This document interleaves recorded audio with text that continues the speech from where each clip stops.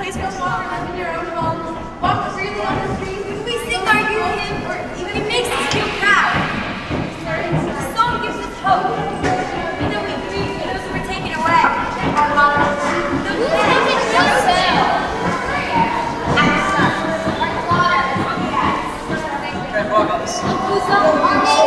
taken away. There's a very strict control to make sure not to have any food.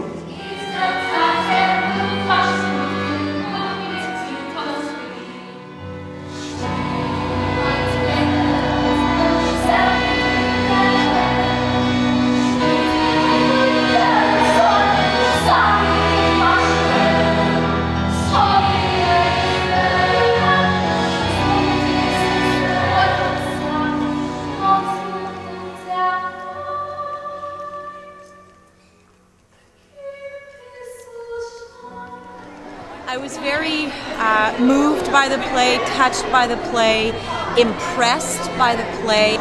I've been to several plays, and that was by far the best I've ever seen. I thought it was really powerful, and the songs really gave an influence to me, and I didn't know a lot of the stuff that I learned today. I thought it was an awesome display. They're not only role models, they're idols. Better than the Canadian idols.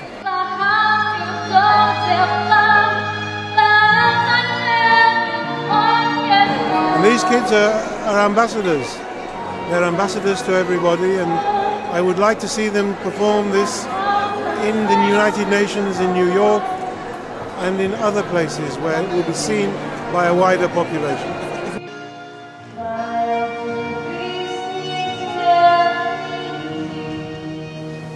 The mission is directed at the next generation. We do know that the generation of survivors is aging. The stories have to be retold by the next generation.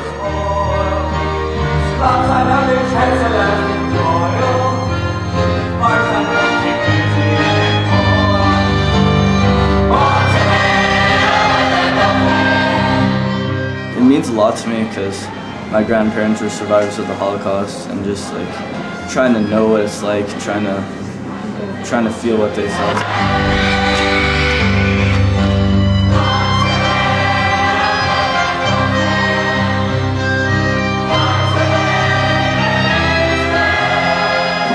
History books tell us that 1 in 10 children survive. So if you come from a class of about 25 children, the chances would have been the average that either 2 or 3 children, 2 or 3 of you would have survived. You can learn it from a textbook, and you get the statistics and you get the descriptions, and you can learn it from a teacher presenting it, but when you see it happening in front of you, and the songs are part of the experience, the education that happens for the audience is very meaningful.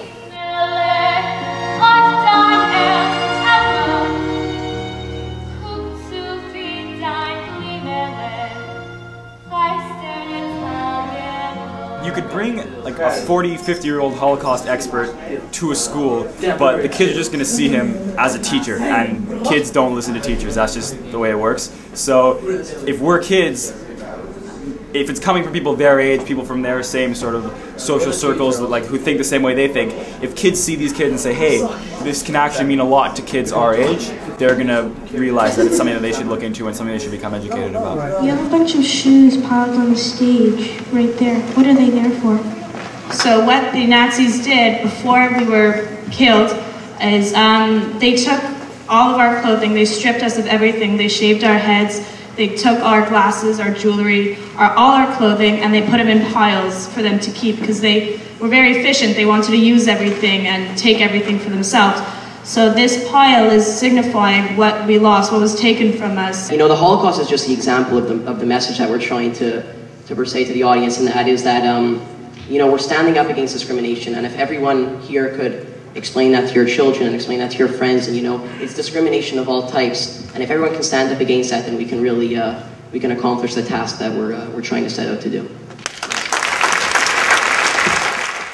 I've done many things theatrically in my lifetime, but I don't think I felt anything as important as presenting this play. Why did I do this? Mainly to say, okay, for 1 hour, those kids are alive because they're alive in our memory. And that's what the student actors succeeded in doing. Oh